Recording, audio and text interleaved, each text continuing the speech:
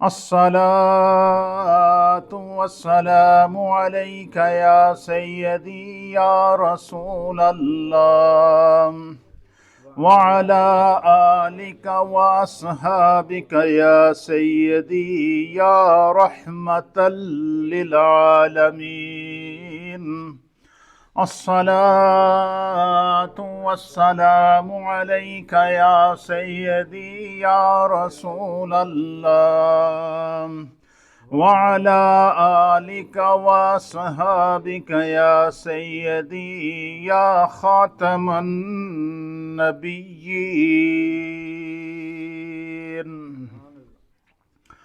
حمد و صلات کے بعد اللہ رب العالمین کا لاکھ لاکھ شکر اور رب کریم کا بڑا ہی احسان ہے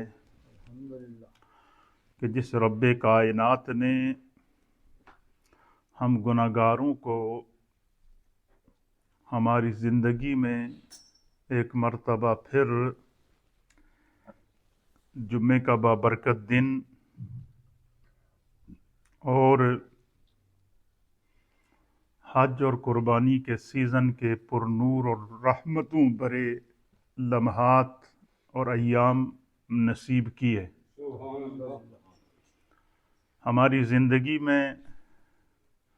جب بھی ہمیں کوئی مبارک لمحہ مل جائے جس سے ہماری دنیا اور آخرت سنورے، تو جب بھی محسوس کیا کریں کہ اللہ تعالیٰ نے ہمیں زندگی میں ایک دفعہ پھر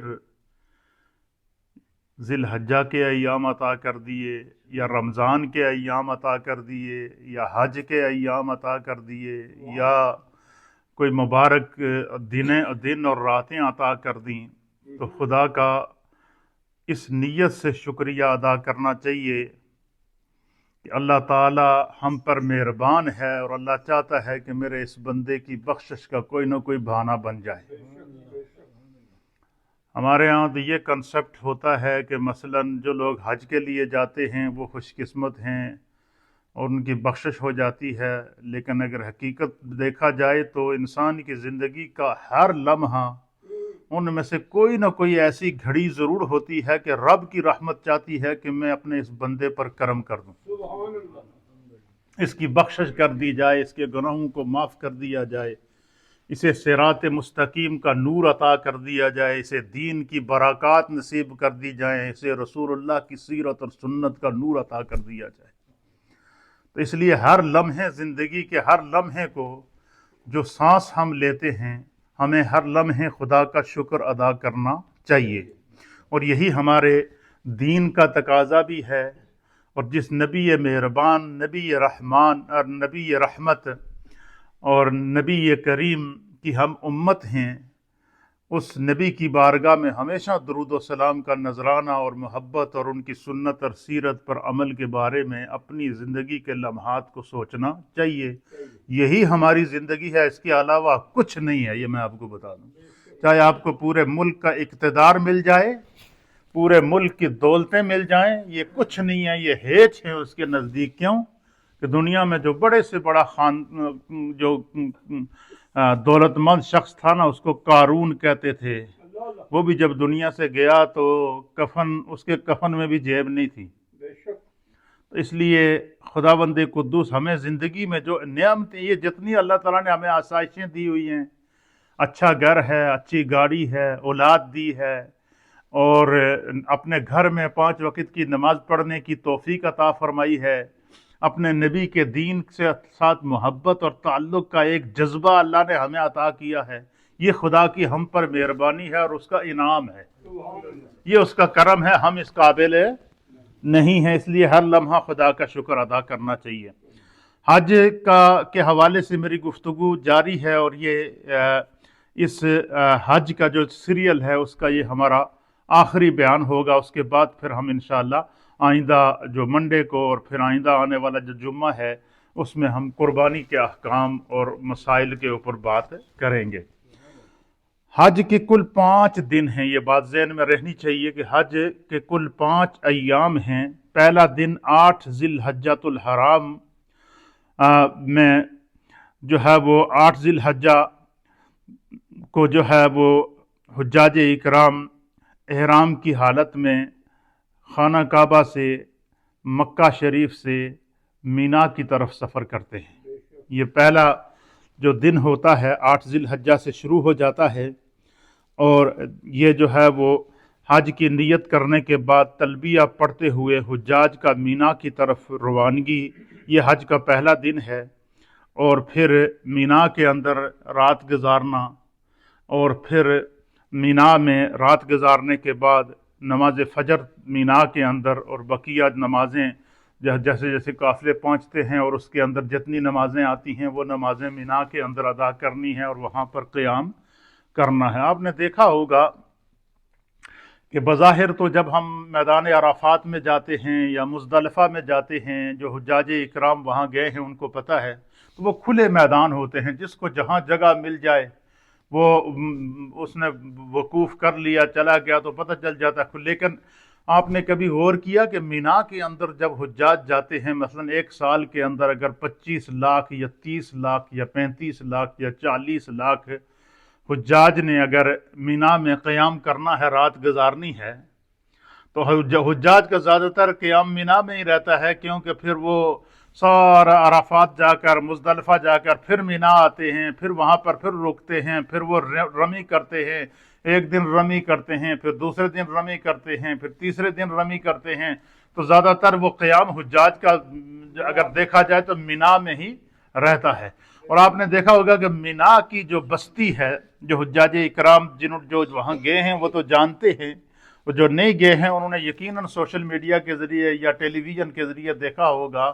کہ پورا جتنا بھی مینا کا علاقہ ہے، یہ جتنا بھی مینا کا جو ایریا ہے، ان سب کے اندر خیمے لگے ہوئے ہیں، اور جو بھی حجاج وہاں جاتے ہیں وہ خیموں کے اندر ان کا کیا ہوتا ہے، قیام ہوتا ہے، وہ رات وہاں پر گزارتے ہیں۔ لیکن کبھی آپ نے سنا حالانکہ مینا کا جو علاقہ ہے، جو اس کی باؤنڈری ہے، وہ شریعت نے مقرر کی ہوئی ہے کہ یہ علاقہ مینا ہے، اور اس زمین کے اس ٹکڑے میں کبھی اضافہ نہیں ہو سکتا۔ نبی علیہ الصلوۃ والسلام نے جب حجۃ الوداع ادا کیا تو حضور علیہ الصلوۃ والسلام کے ساتھ اس وقت ایک روایت کے مطابق کم و پیچھے 1 لاکھ سے زائد صحابہ اور صحابیات آپ کے ساتھ آخری حج کے اندر حجۃ الوداع کے موقع پر موجود تھے۔ لیکن چونکہ اللہ تعالیٰ کا فیصلہ ہے کہ محبوب کو اللہ نے جو امت عطا فرمائی ہے، اللہ نے قیامت تک اس امت میں کثرت بھی پیدا کرنی ہے۔ اللہ تعالیٰ نے اپنے حبیب کو جو امت عطا فرمائی ہے، قیامت تک اس امت میں اضافہ ہوتا رہے گا، نمازیوں میں بھی اضافہ ہوتا رہے گا، حجاج میں بھی اضافہ ہوتا رہے گا، عمار میں بھی اضافہ ہوتا رہے گا، طواف کرنے والوں میں بھی اضافہ ہوتا رہے گا، اور یہ ہمیشہ اضافہ ہوتے ہوتے ہوتے اس وقت جو ہے وہ کم از کم جو ہے وہ گزشتہ جو یہ کرونا وائرس سے پہلے کی جو رپورٹ تھی کہ جس وقت حجاج اکرام نے حج کیا تھا تو اس وقت 40 لاکھ حجاج نے حج ادا کیا تھا۔ 40 لاکھ تو وہ تھے کہ جن کی اکاؤنٹنگ ہو چکی تھی، کہ یہ جو باقاعدہ سعودی عرب کے ریکارڈ کے اندر آ چکے تھے کہ بھئی یہ 40 لاکھ حجاج اس سال حج کر رہے ہیں۔ اب آپ اندازہ لگائیں کہ مینا کا وہی میدان ہے جو نبی علیہ الصلوۃ والسلام کے دور میں تھا، اور 40 لاکھ حجاج مینا کے اندر گئے اور ہر حاجی نے خیمے کے اندر قیام کیا۔ اب وہی زمین ہے، زمین کا وہی ٹکڑا ہے، لیکن ہر سال 1400-1500 سال گزر گئے ہیں نبی علیہ الصلوۃ والسلام کو بظاہر دنیا سے پردہ فرمائے ہوئے، تو ہر سال حجاج کا اضافہ ہو رہا ہے۔ ہر سال حجاج کا 1 لاکھ سے شروع ہوئے تھے اور 40 لاکھ 50 لاکھ تک حجاج کا اجتماع پہنچ چکا ہے، اور ان سب کے سب کا مینا کے اندر قیام ہوتا ہے۔ اب میرے مصطفیٰ کریم کا علم دیکھیے، حضور کی نظر دیکھیے۔ حضور علیہ الصلوۃ والسلام جب حجۃ الوداع کے موقع پر مینا میں آئے تو سرکار دو عالم صلی اللہ علیہ وسلم ایک پہاڑی کے اوپر کھڑے ہوئے رات کو، تو حضور علیہ السلام نے جب دیکھا نا کہ مینا کے اندر 1.25 لاکھ کے قریب صحابہ اکرام کی خیمہ بستیاں لگی ہوئی ہیں۔ آج کل تو بڑا جدید سسٹم ہے، بڑا خوبصورت خیمہ ہے۔ وہ خیمہ کیا ہے؟ وہ تو ایک سمجھ لیں جیسے کہ خوبصورت گھر ہوتا ہے، اس طریقے سے انہوں نے اس کو بنایا ہوا ہے، بارش ہو کچھ بھی ہو۔ تو اس دور میں تو بس یہ تمبو وغیرہ یا چادریں وغیرہ لگا کر خیمے لگائے گئے تھے نا، لیکن نبی علیہ الصلوۃ والسلام حجۃ الوداع کے موقع پر مینا کے اندر رات کو پہاڑی کے اوپر چڑھ کے حضور نے ایک نظر ڈالی سارے خیموں کے اوپر. تمام خیموں پر نظر ڈالنے کے بعد میرے مصطفیٰ کریم صلی اللہ تعالیٰ علیہ وآلہ وسلم نے فرمایا، حضور نے فرمایا کہ یہ جو مینا کی سرزمین ہے، اس سرزمین کے اندر اللہ نے اتنی برکتیں رکھی ہیں، اتنی برکتیں رکھی ہیں، اور اتنی اس سرزمین کے اندر اللہ نے وسعت رکھی ہے. نبی علیہ السلام نے فرمایا کہ یہ جو مینا کی سرزمین ہے، حضور نے فرمایا کہ اس کی مثال اس طرح ہے جس طرح کہ ماں کا رحم ہوتا ہے. پھر نبی علیہ السلام نے مثال دے کر سمجھایا کہ جس طرح ماں کے پیٹ کے اندر بچہ آتا ہے، تو آپ نے دیکھا ہوگا کہ بعض مائیں وہ ہوتی ہیں جو ایک سے زائد بچوں کو جنم دیتی ہیں، 2 بچوں کو جنم دیتی ہیں یا 3 بچوں کو جنم دیتی ہیں. اور پچھلے دنوں تو آپ نے سوشل میڈیا پہ دیکھا ہوگا کہ ایک خاتون کو اللہ تعالیٰ نے 5 بچے عطا فرمائے،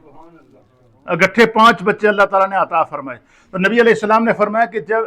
مینا کی مثال ماں کے رحم کی طرح ہے، ماں کے پیٹ کی طرح ہے، کہ اس کے اندر جب بچہ آ جاتا ہے، تو جب وہ بچہ آتا ہے تو پہلے تو وہ 1 دن کا ہوتا ہے، پھر 10 دن کا ہوتا ہے، پھر 1 مہینے کا ہوتا ہے، اور اگر 1 سے زائد ہوں تو ان کی بھی یہی پوزیشن ہوتی ہے. لیکن جوں بچہ بڑا ہوتا جاتا ہے، اللہ تعالیٰ اپنی رحمت سے اور اپنے کرم سے ماں کے پیٹ کے اندر وسعت پیدا کر دیتا ہے.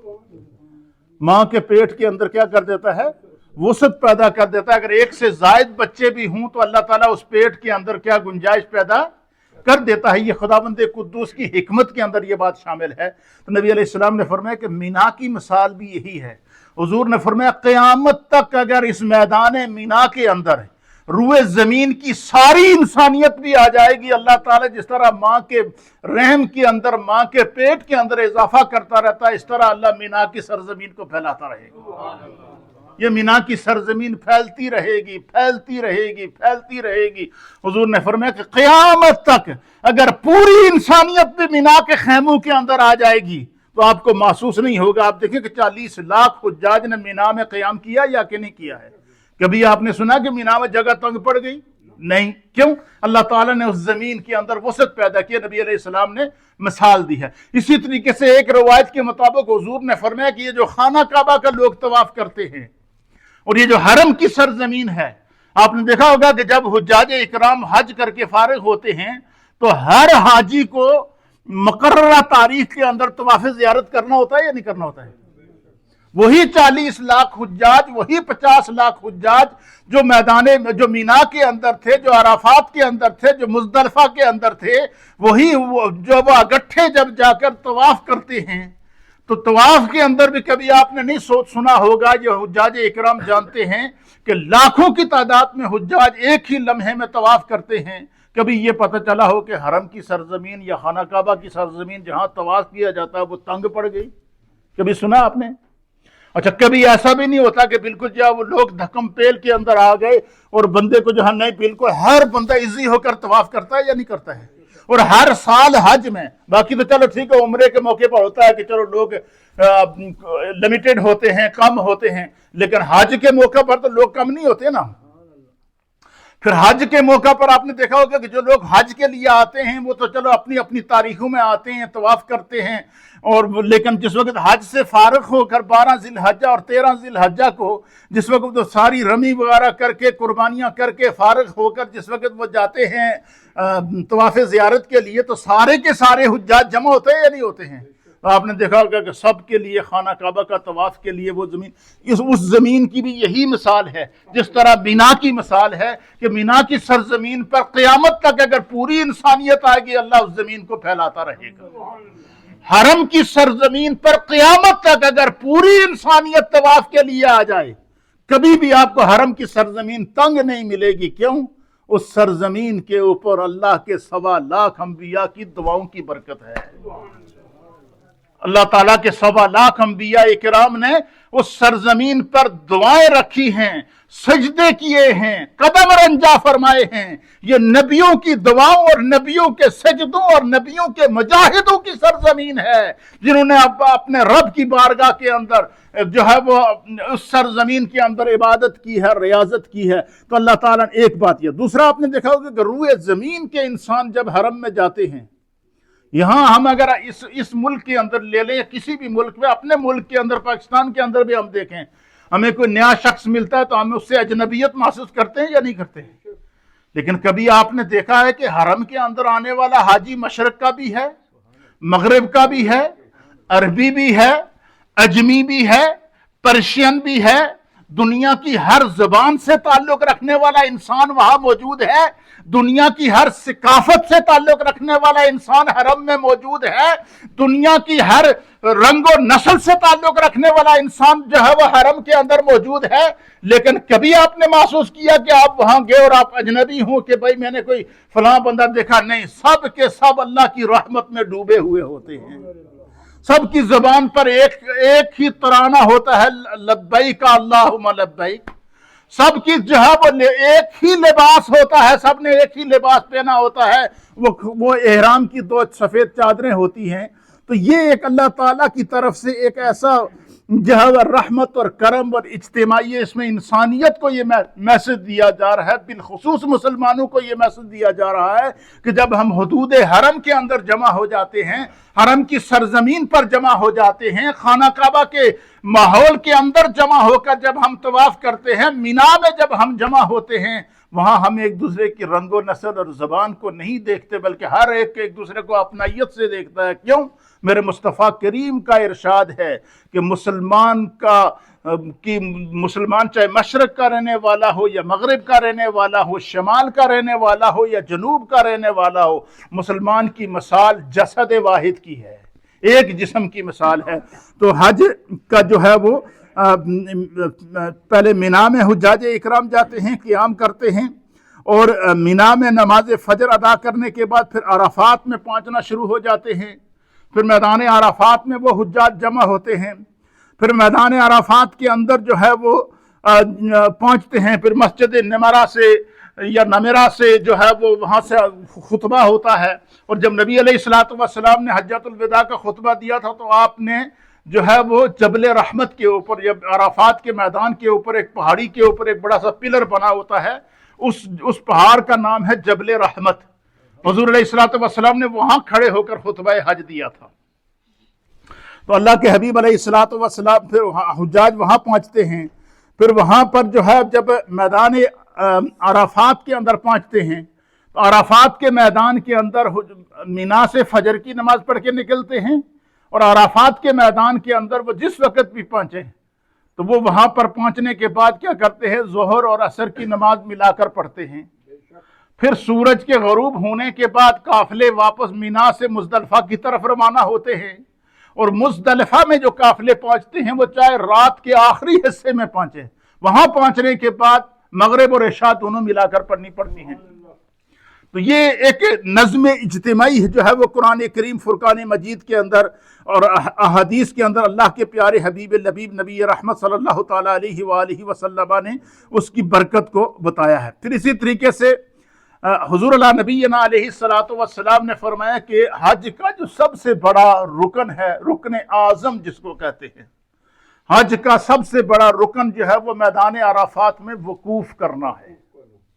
اور وہاں پر جب وقوف کریں گے تو وہ آپ جس وقت بھی بندہ پہنچے تو مغرب تک، اور کئی ہوتے ہیں کہ وہ مغرب کے بعد بھی پہنچ جاتے ہیں، وہ دوسرے دن کی فجر سے پہلے بھی اگر عرفات کو ٹچ کر دیتے ہیں، عرفات میں قدم رکھ لیتے ہیں تو ان کا وقوف شمار کیا جائے گا حج کے اندر۔ یہ اللہ تعالیٰ کے حبیب نے اس کے اندر گنجائش رکھی ہے۔ پھر اسی طریقے سے عرفات کا جو میدان ہے وہاں حجاج کا کیا کام ہے؟ کبھی آپ نے اس پر غور کیا ہے؟ حجاج کا وہاں کام صرف یہ ہے کہ اس میدان عرفات میں پہنچ کر ہر لمحہ اپنے رب سے دعا کرتے رہیں۔ کیا کریں؟ دعا کرتے رہیں۔ لیکن آپ نے دیکھا ہوگا کہ اکثر ہمارے لوگ جو ہے وہ عرفات کے میدان کے اندر یا مزدلفہ میں پہنچ جاتے ہیں یا جو ہے مینا میں پہنچ جاتے ہیں، ان کی وہاں پر بھی گپیں ختم نہیں ہوتی۔ تو جو لوگ حج کے لیے جا رہے ہیں، میری ان کی خدمت میں گزارش ہے کہ جب آپ حج کے اسپیشلی یہ جو 5 دن ہیں، ان 5 دنوں کے اندر کثرت سے تلبیہ پڑھنا، چلتے پھرتے اٹھتے بیٹھتے جو بھی آپ کو لمحہ مل جائے اس لمحے آپ کیا کریں؟ اللہ سے دعا کرتے رہیں۔ استغفار کرتے رہیں، وہ دعاؤں کی قبولیت کا اور انسان کو اللہ کی طرف سے ایک نئی زندگی دینے کے لمحات ہوتے ہیں جن کو ہم وہاں پر بسا اوقات غفلت میں گزار دیتے ہیں۔ تو عرفات کا میدان جس طرح کے وقوف عرفہ یہ حج کا رکن اعظم ہے کہ جس نے وہاں وقوف کر لیا سمجھ لو اس نے حج کو پا لیا، تو وہاں اس میدان عرفات کے اندر دعا جو بندہ مانگتا ہے اس کی دعا کی حیثیت کیا ہے؟ یوں تو ہم پورا سال دعا مانگتے رہتے ہیں، لیکن بعض مقامات ایسے ہیں کہ جہاں بندہ پہنچ جائے تو وہاں اگر بندے کو عبادت نصیب ہو جائے، مثلا حرم شریف کے اندر اگر بندے کو نمازیں پڑھنے کی سعادت مل جائے تو ایک نماز 1,00,000 نماز کے ثواب کے برابر ہے یا کہ نہیں ہے؟ مدینہ شریف کے اندر مسجد نبوی شریف کے اندر ایک روایت کے مطابق ایک نماز کا ثواب 50,000 نمازوں کے برابر ہے، اور ایک روایت کے مطابق ایک نماز کا ثواب 1,00,000 نمازوں کے برابر ہے۔ حتیٰ کہ یہاں تک نبی علیہ الصلوۃ والسلام نے دعا فرمائی ہے، حضور نے فرمایا ہے کہ اے اللہ مدینے کو مکے سے دگنی برکتیں عطا فرما۔ یہ میرے مصطفیٰ کی دعا قبول ہوئی ہے۔ حضور نے دعا کی کہ اے اللہ حضرت ابراہیم علیہ السلام نے کعبے کو حرم قرار دیا ہے، اے اللہ میں تیرا مصطفیٰ مدینے کو حرم قرار دیتا ہوں۔ اور نبی علیہ الصلوۃ والسلام کی اور ابراہیم علیہ الصلوۃ والسلام کی یہ دعا اللہ تعالیٰ نے اس طرح قبول کی کہ روئے زمین کے انسان یہی کہتے ہیں کہ کہاں جا رہے ہو؟ حرمین طیبین جا رہے ہیں۔ حرمین طیبین، حرمین یہ تثنیہ کا صیغہ ہے، اس کا معنی کیا؟ 2 حرموں میں جا رہے ہیں، ایک حرم کعبہ ہے اور دوسرا حرم نبی ہے، وہ مسجد نبوی صلی اللہ تعالیٰ علیہ وآلہ وسلم۔ تو جس طرح میدان عرفات میں وقوف کی اہمیت ہے کہ میدان عرفات میں ایک لمحے کا بھی اگر وقوف بندے کو مقررہ تاریخ کے اندر مل گیا 9 ذی الحجہ کی، اس کا حج کا رکن اعظم ادا ہو گیا۔ اسی طریقے سے حج میں جتنے مقامات پر بندہ دعائیں کرے گا ان تمام دعاؤں میں سے جو سب سے زیادہ دعا کی قبولیت کی جگہ ہے میرے مصطفیٰ نے فرمایا وہ میدان عرفات ہے۔ اچھا، میدان عرفات میں جو حجاج کو بہت ٹائم مل جاتا ہے، جب مینا سے لوگ فجر کے بعد اگر نکلے نا تو اگر آج کل تو بسز چلی ہوئی ہیں تقریباً 1-2 گھنٹے کے اندر بندہ وہاں سے پہنچ جاتا ہے۔ پیدل بھی چلیں تو وہ اتنا قریب ہے، 9 کلومیٹر ہے یا 10 کلومیٹر ہے مینا سے عرفات کا جو راستہ ہے ٹوٹلی۔ اب 10 کلومیٹر کا علاقہ کتنا، بندہ اگر پیدل بھی چلے تو تقریباً 2 گھنٹے میں پہنچ سکتا ہے نہیں پہنچ سکتا؟ تو آج کل تو گاڑیاں ہیں، آج کل تو سواریاں موجود ہیں، طرح طرح کی سہولتیں موجود ہیں، لیکن اس دور میں تو حج پیدل ہوتا تھا۔ تو نبی علیہ الصلوۃ والسلام نے فرمایا کہ جس طرح عرفات کے میدان کے اندر حج کا سب سے بڑا رکن اعظم ادا کیا جاتا ہے، اسی طریقے سے حجاج اکرام کی دعاؤں میں سب سے بہترین دعائیں وہ ہیں جو انہوں نے عرفات کے میدان کے اندر مانگی۔ تو یہ میں اس بات پر خاص طور پر اپنے دروس میں زور دیا کرتا ہوں ان حجاج اکرام کو کہ خدا را اگر اللہ نے ہمیں توفیق دی ہے اور ہم میدان عرفات میں پہنچ جائیں تو وہاں پہنچ کر ہمیں اپنے گاؤں کی باتیں نہیں کرنی چاہیے اور قصے کہانیاں نہیں کرنی چاہیے، وہاں پہنچ کر ہر لمحہ اللہ سے استغفار کرنی چاہیے، وہاں پہنچ کر اللہ سے دعا کرنی چاہیے، اپنے گناہوں کو یاد رکھ کے اپنے گناہوں کی ندامت کے اندر ڈوب جانا چاہیے، اپنے گناہوں کی شرمندگی کے اندر ڈوب جانا چاہیے، اپنے آنسوؤں کے سیلاب کے اندر اپنے آپ کو بندہ غرق کر کے وہ جو 1 دن یا آدھا دن یا 1 گھنٹہ یا 2 گھنٹے یا 3 گھنٹے جب بھی وہ عرفات کے میدان کے اندر 9 ذی الحجہ کو پہنچے وہ لمحہ ضائع کرنے کے بجائے اسے دعاؤں میں گزارنا چاہیے۔ جس طرح حج کا رکن اعظم عرفات میں ادا کیا جاتا ہے بے عین ہی اسی طریقے سے میرے مصطفیٰ نے فرمایا کہ جو سب سے دعاؤں میں سے حج کے دوران دعاؤں میں سے سب سے بہترین دعائیں وہ ہیں جو اللہ کو بھی محبوب ہیں، اللہ کے مصطفیٰ کو بھی محبوب ہیں، وہ جب میدان عرفات میں تپتی ہوئی دھوپ کے اندر اور سخت تیز گرمی کے اندر حجاج اکرام کھڑے ہو کر وہ کون سا منظر ہوتا ہے؟ وہ منظر ہوتا ہے کہ حضور علیہ الصلوۃ والسلام نے قیامت کی نشاندہی فرمائی ہے۔ حضور نے فرمایا کہ جب قیامت بپا ہوگی تو علامات قیامت میں سے ایک یہ ہوگی کہ سورج سوا نیزے کے اوپر ہوگا اور سورج کی تپش اور گرمی کا یہ عالم ہوگا کہ نبی علیہ السلام فرماتے ہیں کہ انسان سب کچھ بھولا ہوا ہوگا، وہ اپنی ذات کے اندر غرق ہوگا.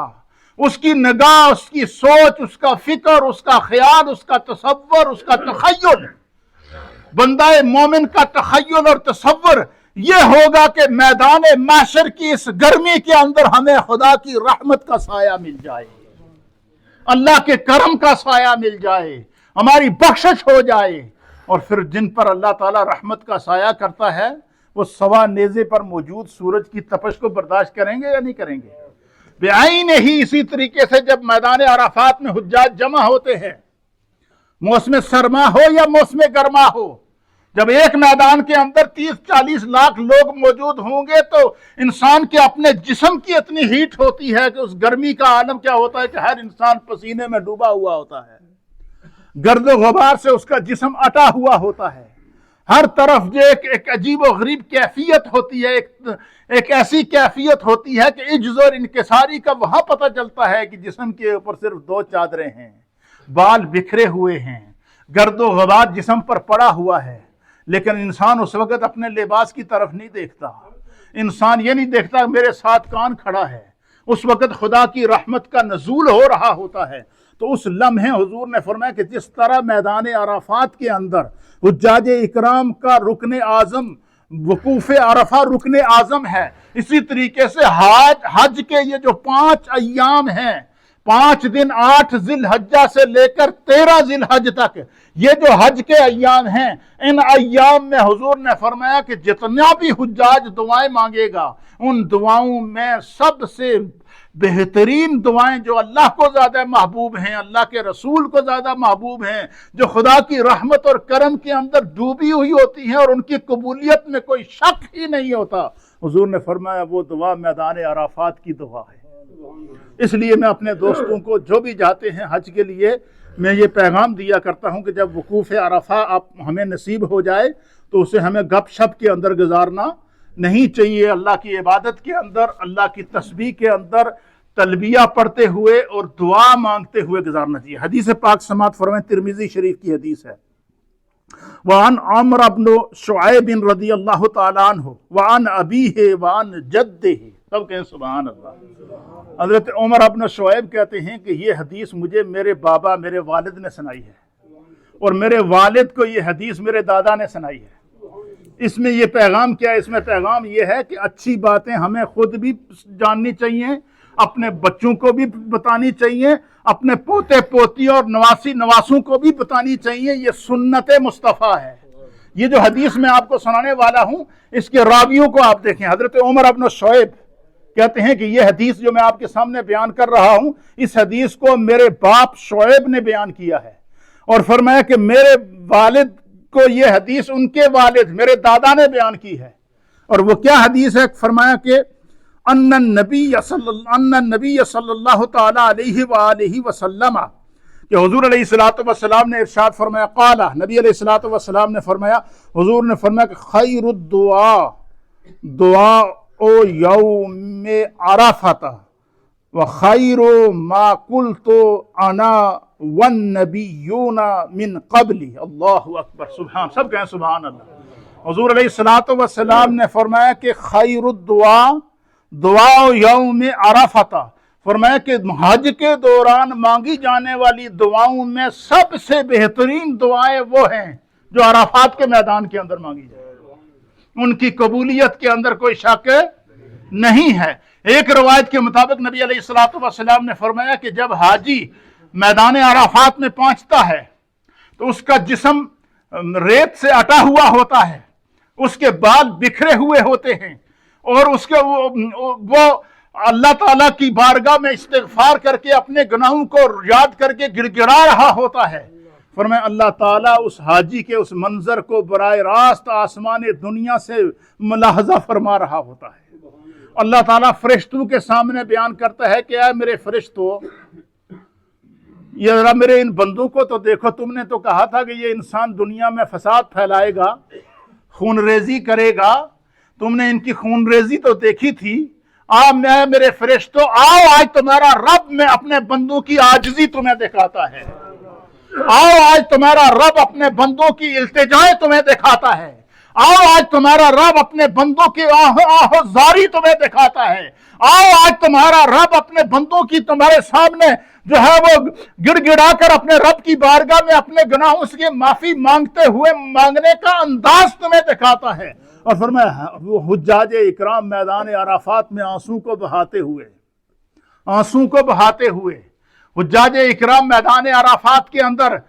अपने रब की बारगाह में दुआएं मांगते हुए अपने रब की बारगाह में इल्तिजाएं कर रहे होते हैं। हर हाजी अल्लाह ताला की बारगाह में आंसू बहाकर दुआ मांग रहा होता है। तो फरिश्तों से रब करीम फरमाता है, हुज़ूर अलैहिस्सलाम ने फरमाया, अल्लाह ताला फरिश्तों से फरमाता है क्या मेरे फरिश्तों याद रखो कि आज तुम गवाह रहना इस मैदान अराफात में आज जो शख्स दाखिल हुआ है तुम्हारा रब तुम्हें गवाह बनाकर ऐलान कर रहा है कि अल्लाह ने इन सब की बख्शिश कर दी है, अल्लाह ताला ने इनके सब गुनाहों को माफ कर दिया है। तो नबी अलैहिस्सलाम ने फरमाया कि अराफा का दिन, फिर एक और हदीस के मुताबिक हुजूर अलैहिस्सलाम ने फरमाया कि जब अराफात के मैदान के अंदर बड़े से बड़े गुनाहगार की बख्शिश हो रही होती है, बड़े से बड़े सियाकार की बख्शिश हो रही होती है, बड़े से बड़े कारे मजल्लत में डूबे हुए इंसान जो अपने गुनाहों से शर्मिंदा होकर खुले मैदान में अपने रब की बारगाह में इकरार जुर्म कर रहा होता है, जब उसकी बख्शिश हो रही होती है तो हुजूर ने फरमाया कि एक तरफ तो गुनाहगारों की बख्शिश हो रही होती है, दूसरी तरफ शैतान अपने मुंह के ऊपर मट्टी मार के चीखें मारता है कि मैंने सारी जिंदगी इस इंसान को गुनाहों में लगाए रखा, एक ही लम्हे के अंदर एक ही दुआ के अंदर अल्लाह ने इसकी सब बख्शिश कर दी। इसलिए नबी अलैहिस्सलाम ने फरमाया कि जब हाजी मैदान अराफात से हज करके लौटता है तो जब वो गया था तो वो गुनाहों से अटा हुआ था, लेकिन जब वो वापस लौटा तो रजा इस तरह लौटा के का वलदतहु उम्महु, इस तरह लौटा के गोया के उसकी जो है वो उसकी माँ ने उसे अभी जन्म अता फरमाया। तो हदीस पाक के अंदर क्या हुज़ूर अलैहिस्सलाम ने फरमाया कि दुआ ओ यौम अरफा, कि दुआओं में से सबसे बेहतरीन दुआएं वो हैं जो हुज्जाज इकराम अराफात के मैदान के अंदर मांगते हैं। ये क्या है? बेहतरीन दुआएं हैं। और हुज़ूर अलैहिस्सलाम ने फरमाया कुल, तो नबी अलैहिस्सलाम ने फरमाया कि मैं तुम्हें यह भी बताऊं कि मैदान अराफात में मैंने कौन सी दुआ मांगी थी और मुझसे पहले 1.25 लाख अंबिया ने कौन सी दुआ मांगी थी। हुजूर ने वो दुआ भी बताई है। हुजूर ने फरमाया कि मैदान अराफात में जो दुआ मैंने मांगी थी और मुझसे पहले 1.25 लाख अंबिया ने मैदान अराफात के अंदर जो दुआएं मांगी थी, उन दुआओं में से एक दुआ ये भी थी कि हुजूर अलैहिस्सलाम ने फरमाया कि हम मैदान अराफात में कसरत से पढ़ा करते थे। हुजूर ने फरमाया मैंने भी ये कलिमात पढ़े हैं मैदान अराफात के अंदर, और मुझसे पहले 1.25 लाख अंबिया ने भी इन कलिमात को दोहराया। और वो क्या है? नबी अलैहिस्सलाम ने फरमाया कि कुल तो अना वन नबिय्यून मिन क़ब्ली ला इलाहा इल्लल्लाह वहदहु ला शरीक लहु लहुल मुल्कु व लहुल हम्दु व हुवा अला कुल्लि शैइन क़दीर। इसको मैं और आपके लिए आसान कर दूं। ये जो नमाज की बुक आप पढ़ते हैं ना, नमाज की बुक के अंदर चौथा कलमा जो है, कौन सा कलमा? चौथा कलमा, कलमा तौहीद उसको कहते हैं कि ला इलाहा इल्लल्लाह वहदहु ला शरीक लहु लहुल मुल्कु व लहुल हम्दु युहयी व युमीतु व हुवा हय्युन ला यमूतु अबदन अबदा ज़ुल जलाल वल इकराम व हुवा अला कुल्लि शैइन क़दीर। हुजूर ने फरमाया कि ये जो कलिमा है, फरमाया कि ये कलिमा की इस कलिमे के जो कलिमात हैं, ला इलाहा इल्लल्लाह वहदहु ला शरीक लहु लहुल मुल्कु व लहुल हम्दु व हुवा अला कुल्लि शैइन क़दीर। हुजूर ने फरमाया ये मैंने भी दुआ मांगी है, ये कलिमा मैंने भी अराफात के मैदान में पढ़ा है और मुझसे पहले 1.25 लाख अंबिया ने ये पढ़ा है। तो नबी अलैहिस्सलाम की उस सुन्नत की बरकत हासिल करने के लिए क्या पता यही कलमा हमारी बख्शिश का सबब बन जाए। तो मेरे साथ मिलकर एक दफ़ा इन कलिमात को दोहराएं। पढ़े बिस्मिल्लाहिर्रहमानिर्रहीम, एक आवाज़ के साथ, बिस्मिल्लाहिर्रहमानिर्रहीम। ला इलाहा इल्लल्लाह वहदहु ला शरीक लहु लहुल मुल्कु व लहुल हम्दु व हुवा अला कुल्लि शैइन क़दीर। حضور نے فرمایا یہ کلمہ میں نے بھی پڑھا ہے میدان عرفات میں، اور مجھ سے پہلے 1.25 انبیاء نے پڑھا ہے۔ اور حضور نے فرمایا کہ میدان عرفات وہ میدان ہے کہ اس میدان کے اندر جتنی حجاج 5 دنوں حج کے 5 دنوں کے اندر حجاج اکرام جتنی دعائیں کرتے ہیں، ان تمام دعاؤں میں سے سب سے بہترین دعائیں وہ ہیں جو میدان عرفات کے اندر مانگی جائیں۔ تو اس میں حجاج کے لیے پیغام کیا ہے کہ میدان عرفات میں گپوں میں وقت ضائع نہ کیا جائے، میدان عرفات میں اپنے کاروباری تقاضے اور پیچھے قصے کہانیاں چھوڑ کر صرف وہاں پر جو لمحہ نصیب ہو جائے وہ دعاؤں میں گزارنا چاہیے، وہ استغفار میں گزارنا چاہیے، وہ اپنے دانستہ گناہوں کو یاد رکھ کے گزارنا چاہیے، اپنے نادانستہ گناہوں کا اقرار کر کے گزارنا چاہیے، اپنے عمدن اور خطان گناہوں کو یاد کر کے اقرار کر کے اللہ سے سچی استغفار کر کے میدان عرفات میں وہ دعائیں مانگنی چاہیے، تاکہ کیونکہ حج کا رکن اعظم ادا ہو رہا ہوتا ہے، اور اس کا اچھا کوئی ایسا کام نہیں ہے، صرف وہاں جا کر دعا کرنی ہے،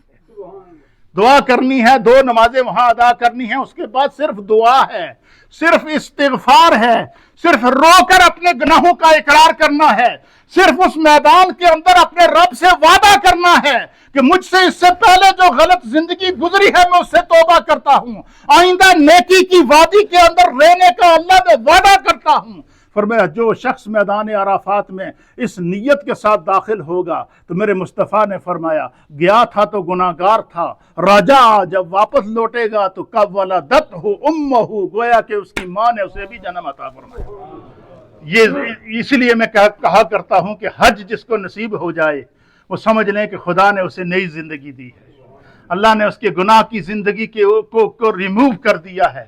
اس کے گناہوں کو اللہ نے ڈیلیٹ کر دیا ہے، اس کے گناہوں کو اللہ نے مٹا دیا ہے۔ خدا اس کو موقع دے رہا ہے کہ آئندہ زندگی کے اندر گناہوں سے بچ کر